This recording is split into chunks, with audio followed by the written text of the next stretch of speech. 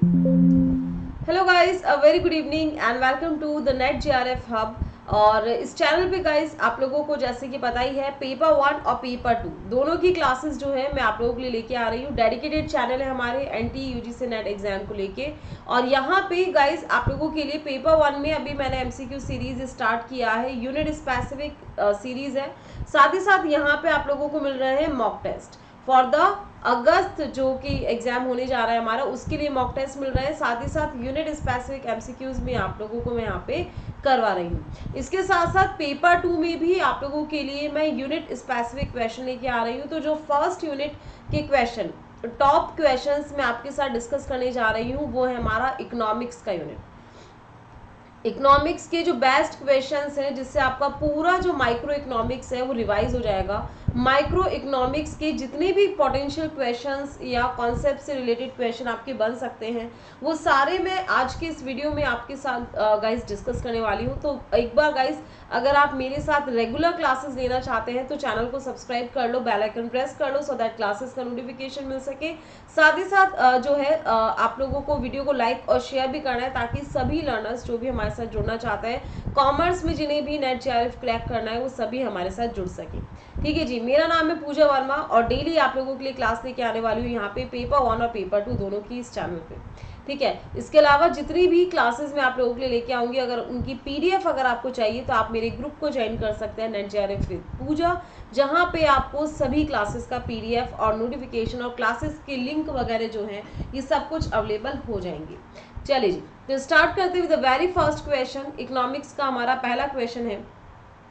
यहाँ पे देखिए मैंने डिमांड, कंज्यूमर बिहेवियर, ठीक है, इसके अलावा इंडिफरेंस कर्व की जो टॉपिक्स हैं उसके सभी मतलब बहुत सारे टॉपिक्स, मार्केट की जो हमारे परफेक्ट कंपटीशन है, मोनोपॉली, ओलिगोपॉली, ऑलमोस्ट सभी टॉपिक्स को के क्वेश्चंस जो है मैंने यहाँ पे आपके लिए कवर अप करे हैं। टॉप क्वेश्चंस है गाइस, और डेफिनेटली ये जो क्वेश्चंस है, अगर आप ये पूरा सेशन देखते हैं तो ये आप लोगों को काफ़ी ज़्यादा हेल्प करेगा आपके अगस्त एग्जाम के अंदर। ठीक है, तो शेयर जरूर करिएगा गाइस वीडियो को, अगर अच्छा लगे तो लाइक एंड शेयर जरूर करें। चलिए, पहला क्वेश्चन है, under the perfect combination the long run equilibrium of the firm is established eight. देखिए, परफेक्ट कॉम्बिनेशन में लॉन्ग रन इक्विलिब्रियम पॉइंट क्या होता है, कहाँ पे होता है, ये हमें बताना है। आपको पता है एलएससी, लॉन्ग रन में एलएससी ड्रॉ होता है, मतलब long run average cost curve का जो कर्व है वो ड्रॉ होता है, जो कि हमारे इस शेप का होता है। ये होता है हमारा एलएसी।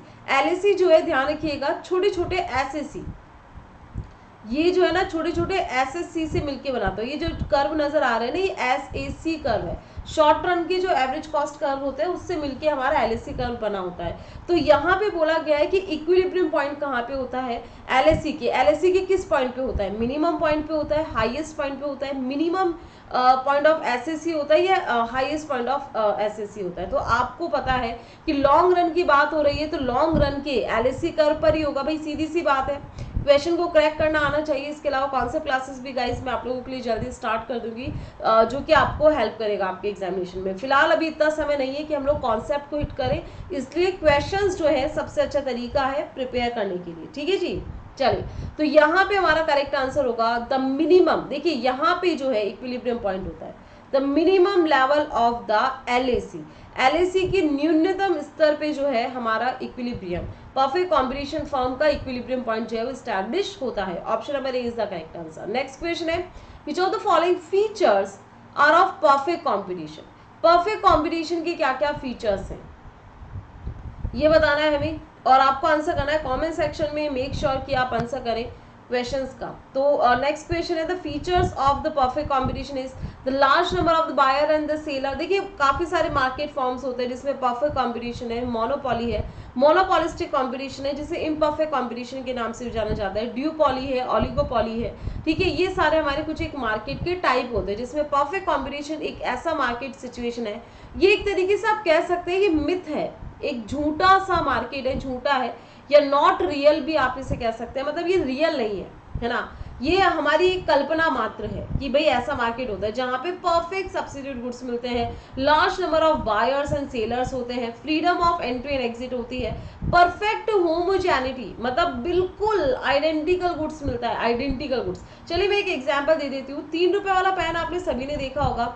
3 रुपए वाला वो जो ट्रांसपेरेंट पेन आता है ना, जिसकी ब्लू कैप होती है और पूरा जो बॉडी होती है वो ट्रांसपेरेंट होता है, ग्लास जैसा होता है ना, वो 3 रुपए का मिलता है। और उसमें अगर कंपनी नोट की होगी, जब भी आप वो पेन खरीदेंगे हमेशा कुछ अलग ही कंपनी का उस पर नाम लिखा होता है, बट मतलब बहुत सारी कंपनीज उसे प्रोड्यूस करती है, बट वो होमोजीनियस गुड है, मतलब बिल्कुल आइडेंटिकल गुड्स है। बट ऐसा जरूरी नहीं है हर प्रोडक्ट की केस में हो, इसलिए इसे जो है ना एक मिथ वाला मार्केट भी कहते हैं। And the mobility of the resources, वैसे मैं बता दूं ये सारे पॉइंट्स जो है ना ये परफेक्ट कॉम्बिनेशन मार्केट के ही है। All of these is the correct answer, ठीक है। वैसे मोटा मोटी मैंने एक बार आइडिया दे दिया है परफेक्ट कॉम्बिनेशन कैसा मार्केट होता है।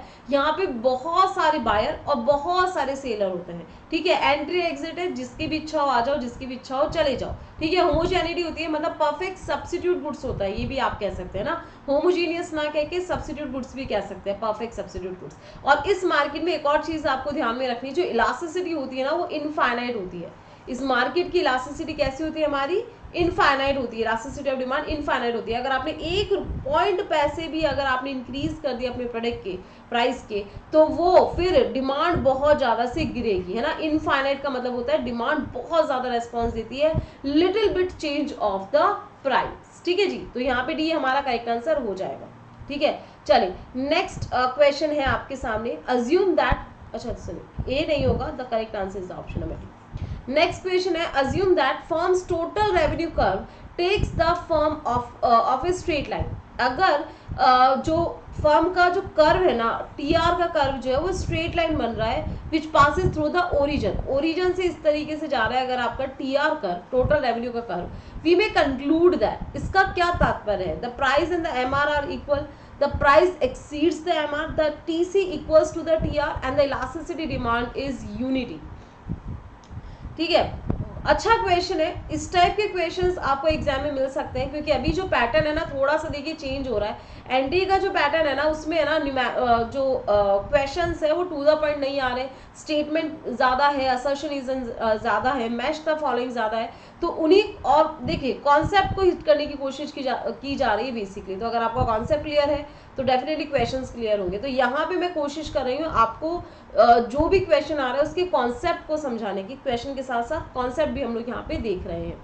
तो यहाँ पे देखिए हम इससे क्या कंक्लूड कर सकते हैं, तो देखिए मैं आपको बता दूं, जब टीआर कर्व है ना ये जब ओरिजिन से स्ट्रेट लाइन जाता है ना सीधे की तरफ, पॉजिटिवली जब ये स्लोप्ड होता है ना, मतलब पॉजिटिवली जाता है, तो उस केस में आपका प्राइस और जो एमआर होता है ना ये बराबर होता है, प्राइस इक्वल टू एमआर होता है इस सिचुएशन में, ये आपको ध्यान में रखना है, ठीक है। And this happens in the perfect market, ये जो सिचुएशन है ना ये परफेक्ट मार्केट का सिचुएशन है, जहां पे प्राइस एमआर के बराबर होती है और ये आपके एआर के भी बराबर होती है, ये बात ध्यान रखना। ये जो इक्वल वाली कंडीशन है ना ये सिर्फ और सिर्फ परफेक्ट मार्केट वाली सिचुएशन में ही चलती है, ठीक है। चले नेक्स्ट क्वेश्चन की तरफ आते हैं, ये भी अच्छा क्वेश्चन है। The degree of the monopoly power, ये आपके प्रीवियस ईयर क्वेश्चन है, मतलब एग्जाम में आया हुआ है एक बार। तो क्वेश्चन है आपके सामने, the degree of the monopoly power according to the Lerner is, Lerner के द्वारा जो है मोनोपोली पावर को कैसे मेजर किया जा सकता है, कैसे जो है इसकी डिग्री का पता लगाया जा सकता है, क्या फॉर्मूला हम लोग यूज करेंगे। वेरी इजी क्वेश्चन है ये भी, आई होप सो आपको आता होगा अच्छे से। कमेंट सेक्शन में कमेंट करना है। तो यहाँ पे करेक्ट आंसर होगा हमारा option number B, price minus MC marginal cost divided by price. ये क्या होता है, हमारा फॉर्मूला होता है मोनोपोली पावर को मेजर करने का, लर्नर का ये हमारा क्या है, इंडेक्स है। चलिए नेक्स्ट क्वेश्चन है असर्शन और रीजन का। असर्शन है, under the automatic mechanism of the demand and the supply any disturbances is settled by the government. कोई भी डिस्टर्बेंस होती है ना तो वो कौन सेटल करता है, गवर्नमेंट के द्वारा सेटल किया जाता है, under the automatic mechanism of the demand and the supply and the market mechanism sometimes prove to be inefficient, ये कभी कभी इनएफिशिएंट हो जाता है। तो देखिए मैं आपको बता दूं, जो ऑटोमेटिक मैकेनिज्म होता है ना जो भी सप्लाई, डिमांड एंड सप्लाई को मीटअप करने का, उसमें गवर्नमेंट का कोई भी रोल नहीं होता है, ऑटोमेटिक मैकेनिज्म में गवर्नमेंट का कोई रोल नहीं होता है। तो यहाँ पे हमारा देखिए गाइस जो असर्शन है ये असर्शन जो है हमारा गलत है और रीजन जो है ये हमारा जो है सही हो जाएगा, ठीक है। The assertion is false and the reason is true, the option number B is the correct answer, ठीक है। गवर्नमेंट का रोल नहीं होता, ऑटोमेटिक के अंदर जो भी सेटलमेंट होता है ना वो डिमांड एंड सप्लाई के अकॉर्डिंग होता है, गवर्नमेंट का उसके अंदर कोई भी मैनिपुलेटिव रोल या मैनिपुलेशन नहीं होता है, ठीक है। नेक्स्ट क्वेश्चन, असर्शन और रीजन का है। असर्शन है oligopoly firm do not have a demand curve to interdependence between the firms and the price rigidity, ठीक है। to deal with the problem of the indeterminate demand curve, the kinged demand is used। Kinked demand का मतलब होता है, किंग्ड का मतलब होता है, देखिए जो किंग्ड ये वर्ड है इसका मतलब होता है मुड़ा हुआ, है ना, मुड़ा हुआ, मतलब यहाँ पे मुड़ा हुआ।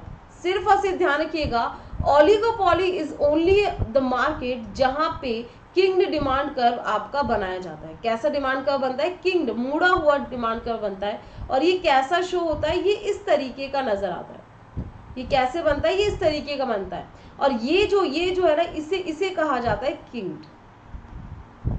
इसे क्या कहा जाता है? किंग्ड, जो कि क्या होता है? हमारा मुड़ा हुआ हिस्सा होता है। अब यहाँ पे एक चीज आपको जो ध्यान में रखनी हो ये है कि जो अपर पार्ट होता है ना, इस कर्व का जो अपर पार्ट है, मतलब इस मुड़े हुए ऊपर वाला जो भाग है वहां पे इलास्टिसिटी ज्यादा होती है, और जो मुड़ा मतलब नीचे वाला भाग है वहां पे इलास्टिसिटी आपकी कम होती है। मतलब इनफाइनाइट तो नहीं बोलेंगे, इज ग्रेटर देन 1 बोलेंगे, ठीक है। कभी कभी एक बार क्वेश्चन आया था प्रीवियस ईयर में, वहां पे पूछा गया था कि किंग्ड डिमांड कर्व के ऊपरी जो वक्र होता है उसके कर्व के ऊपरी भाग में जो इलास्टिसिटी होती है वो कैसी होती है, नेगेटिव, पॉजिटिव, हाई, लो कैसी होती है। तो आपको ध्यान में रखना है, अपर पार्ट में ज्यादा इलास्टिसिटी होती है और लोअर पार्ट में कम इलास्टिसिटी होती है। Very interesting and very good question.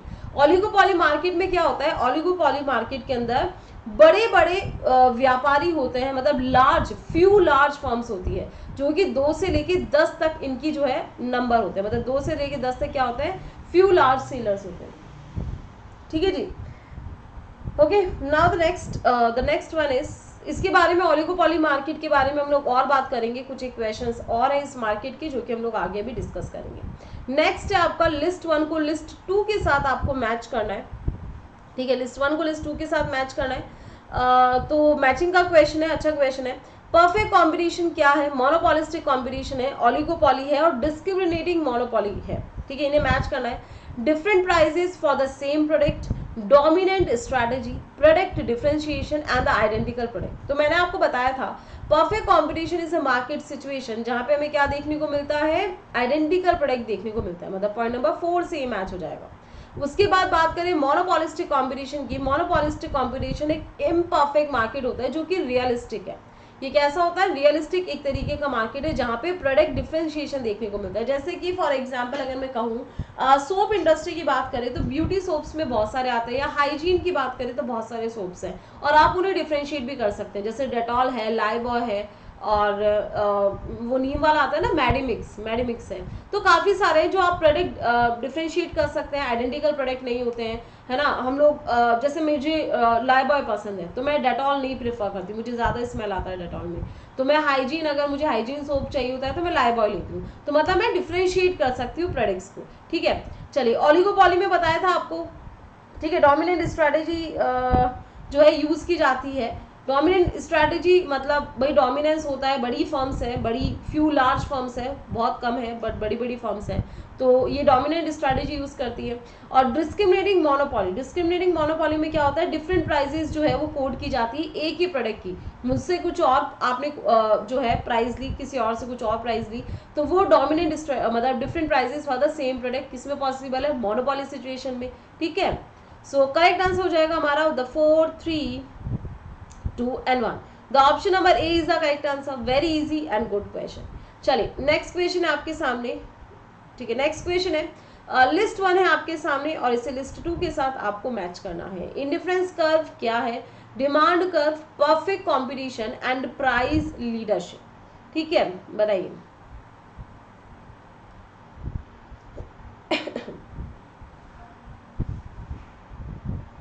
ठीक है, तो देखिए हम लोग यहाँ पे पॉइंट्स को पकड़ते हैं। Price leadership, point number D की तरफ अगर हम लोग आते हैं तो प्राइस लीडरशिप हमें कहाँ देखने को मिलती है, ऑलिगोपॉली मार्केट कंडीशन में हमें देखने को मिलती है। और मैंने आपको अभी जब एक दो क्वेश्चन पहले हमने क्वेश्चन किया था परफेक्ट मार्केट का, तो वहां पे मैंने आपको बताया था perfect market is A only market situation जहां पे हमारी price, average revenue, marginal revenue ये सब बराबर चलता है, और इनके बराबर चलता है हमारा डिमांड का कर्व, क्योंकि एमआर कर्व को डिमांड कर्व के नाम से भी जाना जाता है। तो डिमांड कर्व भी इनके बराबर ही चलता है, मतलब सेम होता है ना। तो यहाँ पे किससे हो जाएगा ये मैच, पॉइंट नंबर 2 से। अब बात आती है इंडिफरेंस कर्व और डिमांड कर्व की, तो यहाँ पे मैं आपको बता दूं ये क्या गड़बड़ हो गई है, ठीक है। सो मैं यहाँ पे बता दूं डिमांड कर्व जो है ये हमारा क्या होता है, डाउनवर्ड स्लोप करता है टू द राइट, है ना, slopes downward to the right, ठीक है। और इंडिफरेंस कर्व कॉन्वेक्स होता है टू द ओरिजिन, ओरिजिन से कॉन्वेक्स होता है, ठीक है। तो यहाँ पे हमारा करेक्ट आंसर हो जाएगा option number C, that is 4, 1, 2 and 3। Now the next question is the cardinal utility analysis. देखिए हमारी दो अप्रोचेस या दो मेथड्स होती है जिसके थ्रू हम लोग क्या कर सकते हैं, कंज्यूमर बिहेवियर को मेजर कर सकते हैं, ठीक है। कंज्यूमर बिहेवियर के मेजरमेंट की बात करें तो दो अप्रोचेस है हमारी, एक तो कार्डिनल यूटिलिटी एनालिसिस अप्रोच है और एक हमारी है ऑर्डिनल यूटिलिटी एनालिसिस अप्रोच। तो इसमें से जो हमारी कार्डिनल अप्रोच है ना, ये मार्शल के द्वारा दिया गया है और इसे मार्शलियन अप्रोच भी कहा जाता है, ठीक है। ये हमारा मार्शल के द्वारा दिया गया है, मार्शल जी है उन्होंने दिया है, और पीछे पीछे एसी पिगो आ जाते हैं, आपको बताइए मैंने बताया था, तो एसी पिगो जी को भी क्रेडिट दे देते हैं, ठीक है। एसी पिगो जी आ गए हमारे। तो यहाँ पे मार्शल ने कहा था कि जो कार्डिनल नंबर्स है ना, जैसे 1, 2, 3, 4, तो वैसे हम लोग यूटिलिटी को मेजर कर सकते हैं, मतलब मुझे इस पेन से कितनी यूटिलिटी, उपयोगिता हो रही है वो मैं एग्जैक्टली आपको बता सकती हूँ, 1, 2, 3, 4 करके बता सकती हूँ कि यार 10 नंबर की मेरे को यूटिलिटी क्रिएट हो रही है। तो ये इन्होंने बोला था, तो उनमें से कौन कौन सी अजम्पशंस जो है मार्शल ने दी थी regarding the cardinal utility analysis approach, ये आपको बताना, ये हमारा क्वेश्चन है। तो देखिए utility is measurable in terms of cardinal numbers, ये बोला गया था। द कंडेंसी ऑफ द MUM, ठीक है, MUM कांस्टेंट रहता है, MUM that is the marginal utility of money, ये हमारी कांस्टेंट रहेगी। ये एक अप्रोच थी हमारे इसके अंदर यूटिलिटी में। Utilities of the different goods are interdependent, ठीक है, दो गुड्स की यूटिलिटी एक दूसरे पर निर्भर नहीं करती। और the Gossen's first law of consumption, मतलब जैसे जैसे आप चीज़ों को कंज्यूम करेंगे वैसे वैसे आपकी यूटिलिटी गिरेगी। जैसे फॉर एग्जांपल आप चॉकलेट की एक बार लोगे, मतलब एक चॉकलेट अगर आप खाते हो तो आपको सेटिस्फैक्शन मिलता है, दूसरी खाओगे तो पहली वाली जितना नहीं मिलेगा, तीसरी खाओगे तो और कम सेटिस्फैक्शन होता जाएगा, और चौथी चॉकलेट खाओगे तो और कम आपका क्या हो जाएगा, सेटिस्फैक्शन गिरता जाएगा। तो this is the Gossen's first law of consumption, ये भी बोला गया था, ठीक है। और यूटिलिटी मेजर, तो 1, 2 एंड 4, 1, 2 एंड 4, यहाँ पे हमारा ऑप्शन नंबर बी जो है वो करेक्ट हो जाएगा। जबकि जो पॉइंट नंबर 3 है ये एक अजम्पशन नहीं है, किसकी, कार्डिनल यूटिलिटी एनालिसिस अप्रोच की, जो कि मार्शल ने हमें दिया है। नेक्स्ट है the inverse relationship between the variation in the price and the variation in the quantity demanded is not due to, देखिए प्राइस और क्वांटिटी डिमांडेड, प्राइस और क्वांटिटी डिमांडेड में जो भी अप एंड डाउन या जो भी रिलेशन होता है ना, वो किस किस कारण होता है मैं आपको बता देती हूँ। सबसे पहला होता है हमारा प्राइस, प्राइस के कारण होता है, ठीक है। और प्राइस के हमारे 5 फैक्टर्स हैं। सबसे पहला आ जाता है हमारा the income effect, income effect, substitution effect, income effect है हमारा, सब्स्टिट्यूशन इफेक्ट है, ठीक है। थर्ड हमारा आ जाता है यहाँ पे the entry and exit of the customers, the new consumers or the customers, ठीक है जी। the multiple uses of commodity, okay, and the another one is the law of diminishing marginal utility,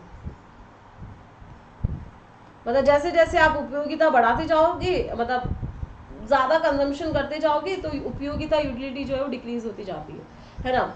सो एक ये reason है, ठीक है जी। तो यहाँ पे प्राइस इफेक्ट है, entry and exit of the buyer है, गॉसेंस लॉ ऑफ कंजम्पशन है, बिल्कुल सही है। लॉ ऑफ सब्स्टिट्यूशन, ठीक है, लॉ ऑफ सब्स्टिट्यूशन इस पे अप्लाई नहीं होता। सो लॉ ऑफ सब्स्टिट्यूशन, ये ध्यान रखिएगा, ये सब्स्टिट्यूशन इफेक्ट है, ठीक है, ये इनकम इफेक्ट है, और इन दोनों को मिला के जो है ये हमारा प्राइस इफेक्ट बनता है, ये बात ध्यान रखिएगा।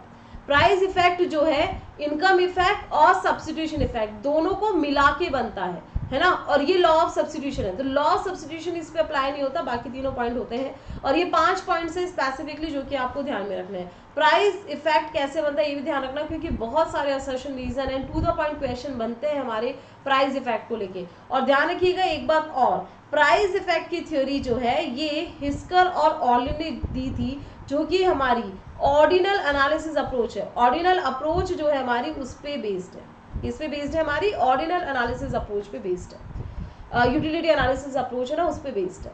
चलिए नेक्स्ट क्वेश्चन आपके सामने स्टेटमेंट नंबर 1 है और स्टेटमेंट नंबर 2 है, बताना है which statement is correct. The question is the point price elasticity of demand in terms of marginal and the average revenues can be measured with the formula AR divided by AR minus MR। ये क्या ये सही है? Elasticity को क्या इस फॉर्मूले के थ्रू मेजर किया जा सकता है? जब ये मैं आपको perfect market, perfect competition market करवाती हूँ ना, परफेक्ट कंपटीशन, वहां पे ये रिलेशन जो है आपको बताया जाता है, ठीक है। सो बताना है आपने। नेक्स्ट स्टेटमेंट आपके सामने and the statement is the point price elasticity of the demand is the product of the slope of the demand function and the ratio between the corresponding price and the quantity. Point price elasticity को निकालने का एक और formula था slope of the demand curve. Demand curve का slope क्या होता है? स्लोप क्या होता है? लाल बट्टा कक्का बताया था ना, मतलब बहुत बार बताया हुआ है वैसे तो।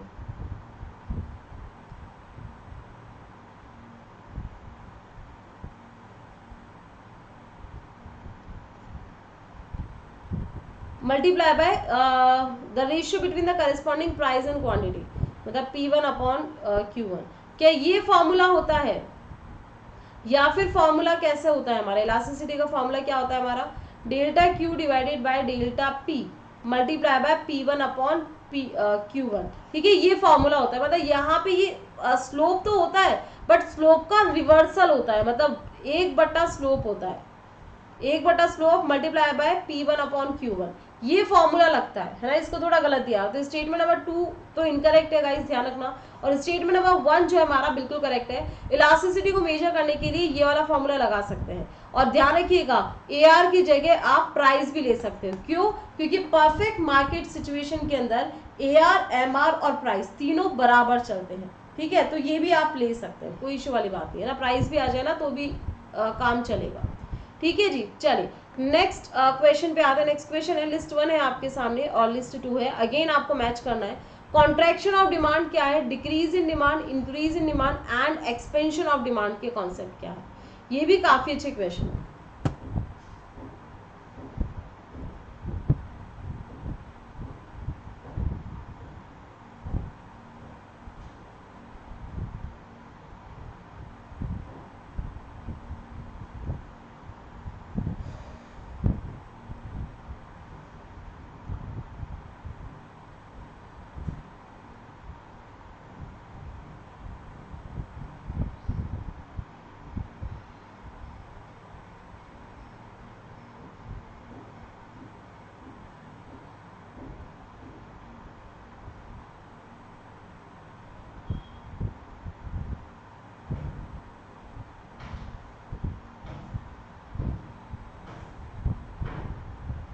ओके देखिए कॉन्ट्रैक्शन हमारे दो कॉन्सेप्ट होते हैं, लॉ ऑफ डिमांड के हमारे कॉन्सेप्ट है।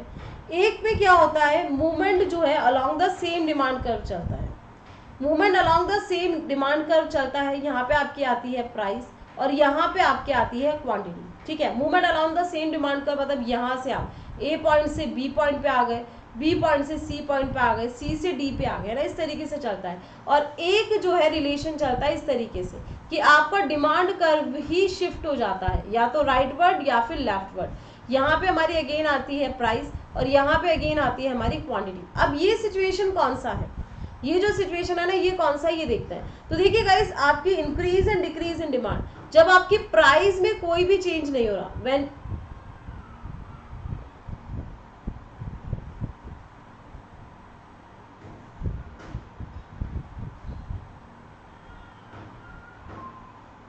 ठीक है, जब आपकी प्राइस में कोई भी चेंज नहीं होता है ना, और देयर इज एन इंक्रीज और decrease in the demand, then उस सिचुएशन में हम लोग क्या यूज करते हैं, उस केस में क्या होता है, ये नॉन प्राइस इफेक्ट होता है ना, जो कि डिमांड कर क्या कर जाता है, शिफ्ट कर जाता है। तो बस हमें इन्हें मैच करना है, या तो 1 आएगा या तो 4 आएगा, नहीं नहीं यहाँ पे नहीं आएगा।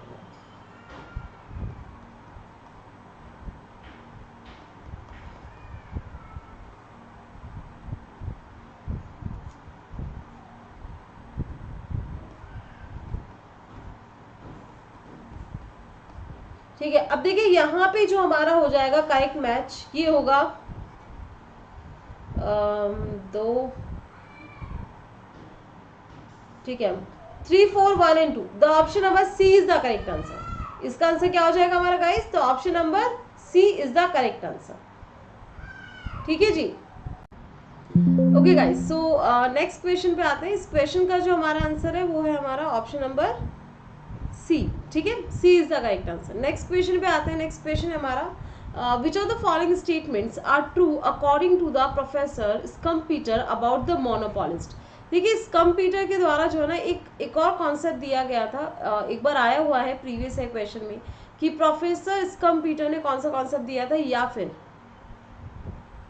या फिर आप कह सकते हैं इनोवेटिव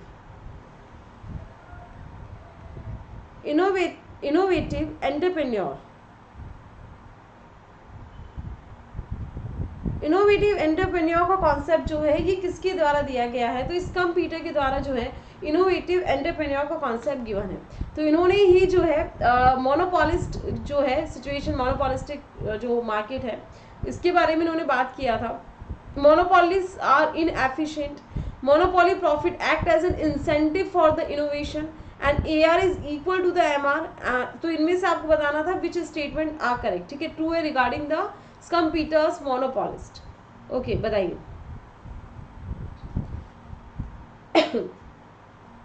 देखिए, मोनोपोली सिचुएशन के अंदर सिर्फ और सिर्फ एक कंडीशन आप कह सकते हैं वो पॉसिबल है, that is the monopoly profit act as an incentive for the innovation. देखिए, मोनोपोली क्या है, मोनोपोली है कि मेरे पास जो चीज है ना वो और किसी के पास नहीं। मोनोपोली का क्या मतलब है, जो मेरे पास है वो और किसी के पास नहीं है। तो क्या ये एक इंसेंटिव का काम करती है मेरे लिए? भाई ऑब्वियसली बात है, मेरा जो प्रॉफिट है, मेरा इंसेंटिव है ना फॉर माय इनोवेशन। सो ये एक सिचुएशन जो है मोनोपोलिस्ट के केस में पॉसिबल है, मतलब सही है। बाकी दोनों नहीं है। मोनोपोलिस इनएफिशिएंट तो जरूरी नहीं है हर मोनोपोली इनएफिशिएंट हो, मोनोपोलिस एफिशिएंट होती है। ठीक है, AR is equal to MR। तो देखिए, जो मोनोपोली सिचुएशन होती है वहां पे AR और MR बराबर नहीं होते हैं, है ना। ये किस में होते हैं, सिर्फ और सिर्फ परफेक्ट मार्केट के अंदर होते हैं, मोनोपोलिस्ट के केस में नहीं होते। ये सिंपल सा वैसे कॉन्सेप्ट था, अगर इस कंप्यूटर पे फोकस ना करते और फिर भी अगर आप क्वेश्चन को आंसर करते हो तो आराम से निकल जाता। तो option number C is the correct answer. Next question आपके सामने, the marginal cost is equal to the MR, MC is equal to MR, MR is equal to AR। ठीक है, and the AR is equal to AR। ठीक है, तो यहाँ पे बोला गया है is equal to MR and the average cost is equal to MC, मतलब ये बराबर है, MC is equal to AC है। So this condition is of, ये किसकी कंडीशन है? तो मैंने आपको अभी सेम टाइप ऑफ क्वेश्चन करवाए थे, है ना। तो वहां पे मैंने आपको बताया था ये कंडीशन जो है ये सिर्फ और सिर्फ परफेक्ट मार्केट में, ये कंडीशन हमें सिर्फ और सिर्फ कहाँ देखने को मिलती है, परफेक्ट मार्केट में देखने को मिलती है। लॉन्ग पीरियड की ये हमारी सिचुएशन होती है। ठीक है, किसकी होती है, लॉन्ग पीरियड की सिचुएशन होती है। तो option number 3 and 4 only, both the option number 3 and 4 are correct. ठीक है, B is the correct answer. Next question है आपके सामने, the production function is based on which combination of the main characteristics of the inputs from the following। ठीक है, production function की characteristics आपको बतानी है। ये भी काफी अच्छा क्वेश्चन है, प्रीवियस ईयर पे बेस्ड हमारा ये क्वेश्चन है। Substitutability, complementarity, flexibility and specificity, इनमें से आपको बताना है प्रोडक्शन फंक्शन जो है ये किस पे बेस्ड है, इसकी कैरेक्टरिस्टिक्स क्या है हमारे प्रोडक्शन फंक्शन की।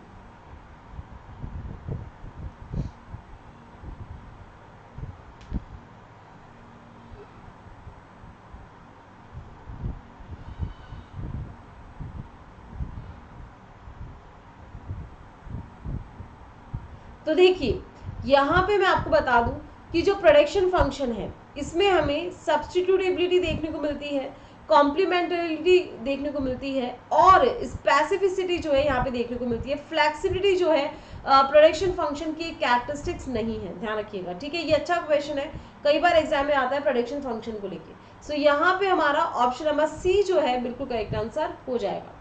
नेक्स्ट क्वेश्चन है गाइस आपके सामने, लिस्ट 1 है और लिस्ट 2 है।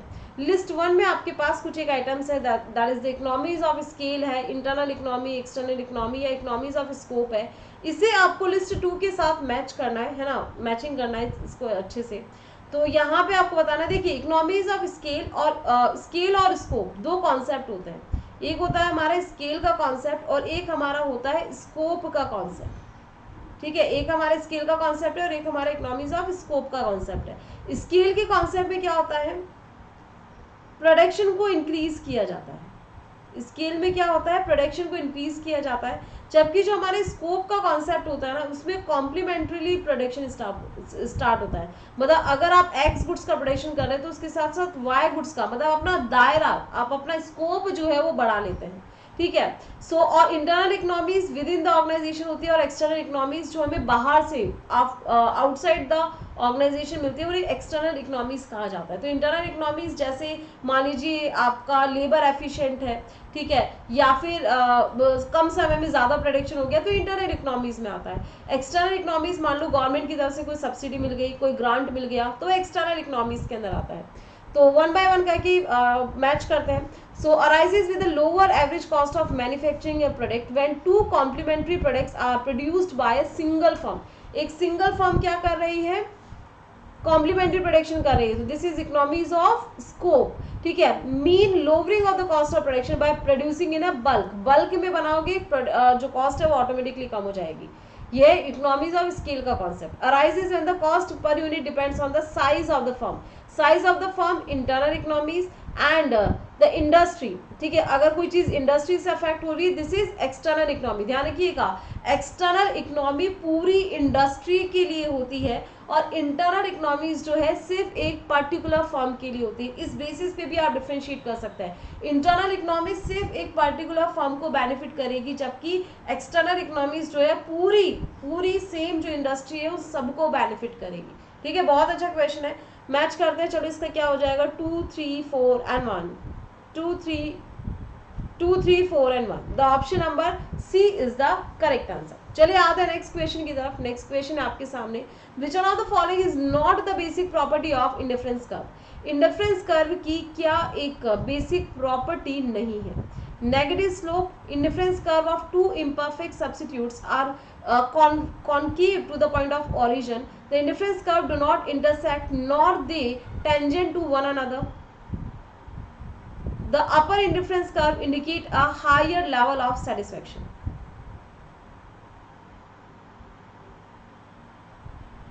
ठीक है। Not the basic property of indifference curve, देखिए आपको पता है इंडिफरेंस कर्व नेगेटिवली स्लोप होता है। Indifference curve of two imperfect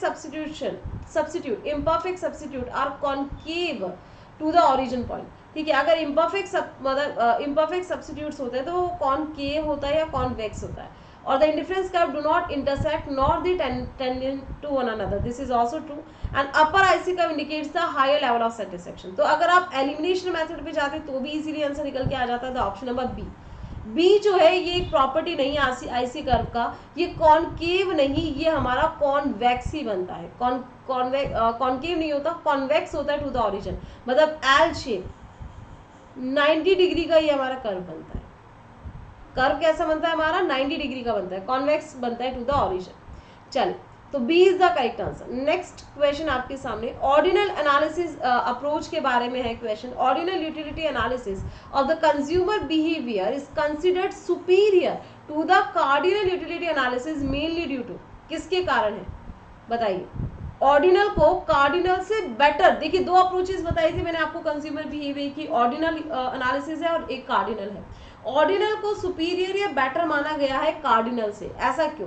क्योंकि देखिए ऑर्डिनल जो यूटिलिटी एनालिसिस अप्रोच है ना, इसमें कहा गया है कि हम लोग यूटिलिटी को रैंक दे सकते हैं। मतलब मैं ये कह सकती हूँ कि मुझे कौन सी चॉकलेट ज्यादा पसंद है, बट एग्जैक्टली कितनी है वो नहीं बता सकती। जैसे मुझे डेयरी मिल्क सबसे ज़्यादा पसंद है, फिर किटकैट है, फिर 5 स्टार है, फिर पर्क है, फिर मंच है। मैं इस तरीके से रैंक दे सकती हूँ, फर्स्ट सेकंड थर्ड फोर्थ। मैं नंबर्स नहीं बता सकती 1 2 3 4, मैं ये नहीं बता सकती। तो ये एक बेसिक इसी रीजन मतलब इसी बेसिक रीजन के कारण जो है ऑर्डिनल को ज़्यादा बेटर माना गया है। तो assumption of the rationality of the consumer, the possibility of the derivation of the consumers demand, the bifurcation। देखिए इसके कारण मैंने आपको बताया था प्राइस इफेक्ट का कॉन्सेप्ट जो है ये हमारी ऑर्डिनल एनालिसिस अप्रोच पे बेस्ड है।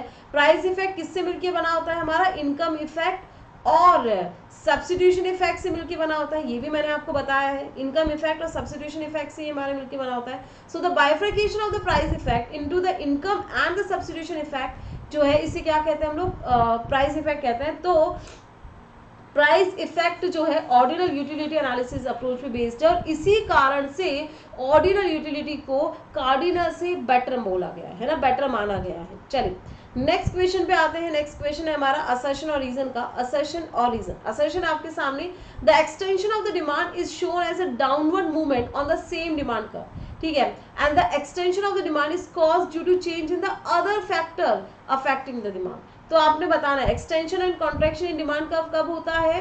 देखिए लॉ ऑफ डिमांड में अगर हम लोग बात करें, लॉ ऑफ डिमांड की बात करें जिसे गोल्डन रूल ऑफ इकोनॉमिक्स के नाम से भी जाना जाता है, तो एक्सटेंशन एंड कॉन्ट्रैक्शन जो डिमांड होता है वो होता है प्राइस और, ये कब हैपन होता है, प्राइस और क्वांटिटी डिमांडेड में, प्राइस और क्वांटिटी डिमांडेड में जब अंतर आता है ना तब ये सिचुएशन आती है। तो movement along the same demand curve होता है, नया डिमांड कर्व नहीं बनता, एक ही डिमांड कर्व में मूवमेंट होता है। जैसे मैंने आपको बताया ना ए पॉइंट से बी पॉइंट पे आ गए, बी से सी पे आ गए, इस तरीके से होता है, ठीक है। जबकि यहाँ पे अदर फैक्टर्स में नहीं, प्राइस के कारण ये सब कुछ होता है, अदर फैक्टर्स के कारण नहीं होता। तो असर्शन हमारे यहाँ पे क्या है, बिल्कुल सही है, जबकि रीजन हमारे यहाँ पे क्या हो जाएगा, फॉल्स हो जाएगा, ठीक है जी। चलिए नेक्स्ट क्वेश्चन आपके सामने है, the various degrees of the price elasticity of demand can be shown on a single demand curve as पर विच ऑफ द फॉलोइंग।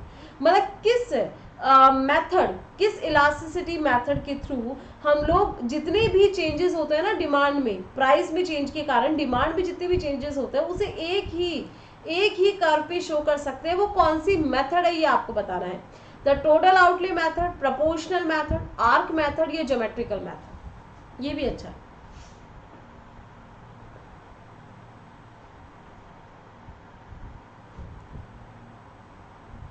कौन सी मेथड है ये हमारी, ये भी अच्छा क्वेश्चन है। तो यहां पे देखिए क्या करेक्ट आंसर होगा, टोटल आउटले, ठीक है।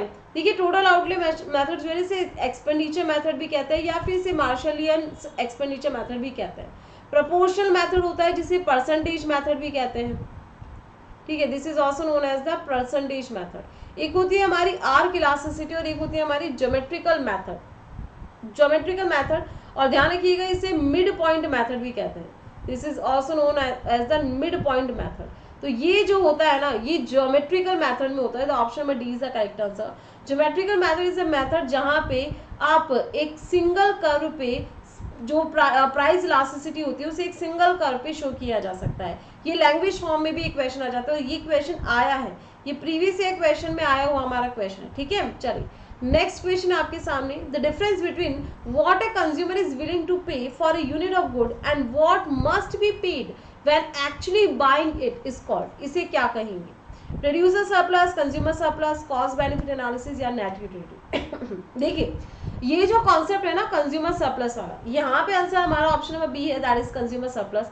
कंज्यूमर सरप्लस क्या होता है, कंज्यूमर सरप्लस क्या होता है, तो देखिए ये कॉन्सेप्ट भी बहुत अच्छा है। कंज्यूमर सरप्लस होता है कि मैं किसी प्रोडक्ट के लिए आपको हाईएस्ट कितना पे कर सकती हूँ, आपको कितना हाईएस्ट में पे कर सकती हूँ और मैंने एक्चुअल में कितना पे किया, इन दोनों का जो डिफरेंस होता है वो मेरा सरप्लस है। जैसे नेसेसिटीज के लिए मैं कितना भी पे कर सकती हूँ, इनफाइनाइट तक जा सकती हूँ, तो उस केस में मेरा जो कंज्यूमर सरप्लस होगा वो इनफाइनाइट होगा, ठीक है, इस टाइप के क्वेश्चन भी आते हैं, जैसे कुछ एक एग्जांपल्स दे देते हैं, सिचुएशन दे देते हैं और पूछ लेते हैं कि किस सिचुएशन में सबसे ज्यादा कंज्यूमर सरप्लस होगा, सॉल्ट में, कार में, गोल्ड में या डायमंड में। तो देखिए आपको पता है सॉल्ट इज ए नेसेसिटी। आप अगर सॉल्ट नहीं लोगे तो आपका ब्लड प्रेशर लो हो जाएगा, भाई सीधी बात है, ब्लड प्रेशर लो तो आप कुछ भी नहीं कर पाओगे, है ना, आपको नमक की जरूरत पड़ेगी, तो उसके लिए आप कितना भी देने को तैयार हो जाओगे। जबकि कार, गोल्ड या डायमंड, उसके लिए आप एक लिमिट तक जा सकते हो, उससे बियॉन्ड नहीं जाओगे। बट अगर कोई मेडिसिन की बात है तो आप कितना भी देने को तैयार हो जाओगे ना। रेमडेसिविर, ध्यान है ना, कोविड के टाइम पे हुआ था कि हम मतलब 1000 रुपए की चीज के लिए कितने ही लाखों रुपए देने को तैयार थे। तो वो जो होता है उस केस में हम इनफाइनाइट पर हमारा कंज्यूमर सरप्लस पहुंच जाता है, हाईएस्ट होता है। चलिए, ऐसे क्वेश्चन भी आपके एग्जाम में आते हैं। नेक्स्ट क्वेश्चन है the Cobb Douglas production function Q is equal to 4 की पावर, देखिए ये जो है ना, ये इस तरीके से लिखा हुआ है, Q is equal to 4K की पावर 0.6 एंड L की पावर 0.3। तो ये क्या एग्जिबिट करता है? देखिए कॉबन डगलस एक मैन्युफैक्चरिंग कंपनी में काम करते थे, तो उस समय ये 2 पर्सन थे, कॉबन डगलस। इन दोनों ने क्या किया, जब ये मैन्युफैक्चरिंग कंपनी में काम करते थे तो उन्होंने देखा कि प्रोडक्शन होता था वहाँ पे भी, तो वहाँ पे उन्होंने देखा कि कितना इनपुट जा रहा है और कितना आउटपुट जा रहा है, तो उस बेसिस पे इन्होंने रिटर्न टू स्केल का कॉन्सेप्ट दिया था, है ना। तो यहाँ पे बताना है कि ये जो रिटर्न टू स्केल है, कौन सा स्केल है, कांस्टेंट है, इंक्रीजिंग है, डिक्रीजिंग है। तो देखिए इसका मैं आपको बता दूं, सिंपल सा फॉर्मूला है। ये जो पावर्स होती है ना, इन्हें अल्फा एंड बीटा कहा जाता है। This power are known as alpha and beta. अगर अल्फा एंड बीटा की वैल्यू जोड़ने पे 1 से ज्यादा है, this is increasing return to scale. अगर कम है 1 से तो डिक्रीजिंग रिटर्न टू स्केल, और अगर ये 1 के बराबर है, so this is known as the constant return to scale. इसे क्या कहेंगे? कांस्टेंट रिटर्न टू स्केल कहेंगे, ठीक है। तो हमने देखा कि 0.6 प्लस 0.3 तो कितना होता है? 0.9 ये हमारा होता है, this which is less than 1, तो ये हमारा क्या कहलाएगा? डिक्रीजिंग रिटर्न टू स्केल कहलाएगा। क्या कहलाएगा? Decreasing return to scale. Now the next question is return to scale involves the variation in the quantities of the various factor of production simultaneously or proportionately। बताइए, simultaneously होता है या proportionately होता है? मतलब जो चेंजेस या वेरिएशंस किए जाते हैं, बदलाव किए जाते हैं, वो साइमल्टेनियसली होते हैं या प्रोपोर्शनेटली होते हैं? सो देखिए ये हमारा साइमल्टेनियस और प्रोपोर्शनेट दोनों होते हैं, बोथ आर द करेक्ट, ठीक है, दोनों सही है। नेक्स्ट क्वेश्चन है price effect in indifference curve analysis arises. Price effect जो होता है ना, ये इंडिफरेंस कर्व पे बेस्ड है। इंडिफरेंस कर्व किस पे बेस्ड है? हमारा ऑर्डिनल एनालिसिस अप्रोच पे बेस्ड है। तो उससे क्या अराइज होता है? When the consumer becomes either better off और worse off because the price changes is not compensated by the income changes, ठीक है। सो ये हमारे यहाँ पे करेक्ट आंसर है ऑप्शन नंबर है। इसके कारण जो है प्राइस इफेक्ट जो होता है इंडिफरेंस कर्व एनालिसिस में अराइज होता है, क्योंकि जिस तरीके से प्राइस चेंज का इनकम चेंज जब कंपनसेट नहीं कर पाता ना, तो उस केस में प्राइस इफेक्ट अराइज होता है हमारा, ठीक है जी। सो ऑप्शन नंबर यहाँ पे ए हमारा करेक्ट आंसर हो जाएगा। नेक्स्ट क्वेश्चन आपके सामने, in case of N inferior good the income effect. Inferior goods के केस में इनकम इफेक्ट कैसा होता है? देखिए 3 सिचुएशन होती है, एक होता है हमारा नॉर्मल गुड, एक होता है हमारा गिवन गुड, और एक होता है हमारा इंफीरियर गुड, ठीक है। अच्छा ऊपर नीचे आ गई, 1 सेकेंड। एक होता है हमारा नॉर्मल गुड, एक होता है हमारा इंफीरियर गुड, और एक होता है हमारा गिवन गुड, ठीक है। अब यहाँ पे इनकम इफेक्ट और सब्स्टिट्यूशन इफेक्ट की बात करें तो सब्स्टिट्यूशन इफेक्ट तो देखिए हमेशा ध्यान रखिएगा, ये हमेशा नकारात्मक होता है। Substitution effect is always negative, ठीक है। और इनकम इफेक्ट जो है नेगेटिव गुड्स के केस में कैसा होता है हमारा? सॉरी, नॉर्मल गुड्स के केस में नेगेटिव होता है, इंफीरियर गुड्स के केस में ये हमारा पॉजिटिव होता है, और गिवन गुड्स के केस में ये हमारा हाईली पॉजिटिव होता है। ये आपको ध्यान में रखना है। बट इंफीरियर के केस में जो नकारात्मक प्रभाव होता है ना सब्स्टिट्यूट गुड्स का, स्थानापन वस्तुओं का, वो ज्यादा होता है पॉजिटिव इनकम इफेक्ट से। तो यहाँ पे प्राइस इफेक्ट जो है, यहाँ पे प्राइस इफेक्ट कैसा होता है आपका?